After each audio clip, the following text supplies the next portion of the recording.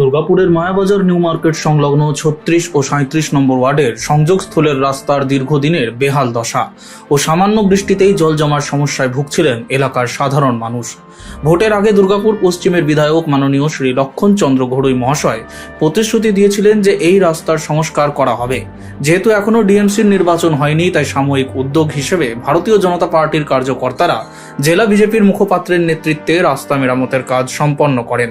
এই উদ্যোগের ফলে বর্ষাকালে জল জমার সমস্যা অনেকটাই কমবে বলে আশা প্রকাশ করেছেন স্থানীয় বাসিন্দারা।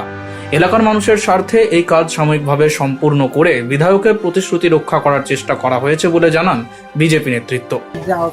অনেক কাস্টমার আসছিল, রাস্তা ফুল প্রবলেম হয়েছিল, ওই প্রবলেমটা আমাদের অনেকটা সেফ হয়েছিল। লক্ষণদা কথা দিয়েছিল যে এটা আমরা সমাধান করে দেবো।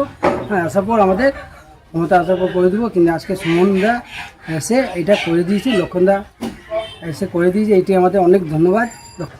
যে বিহাল দশা এটা মাননীয় বিধায়ক ভোটের আগে দেখে গেছিলেন এবং জল জমে রাখছিল, তাই ক্রমাগত বারবার বলার পরেও এই রাস্তার কাজ সম্পূর্ণ হচ্ছিল না।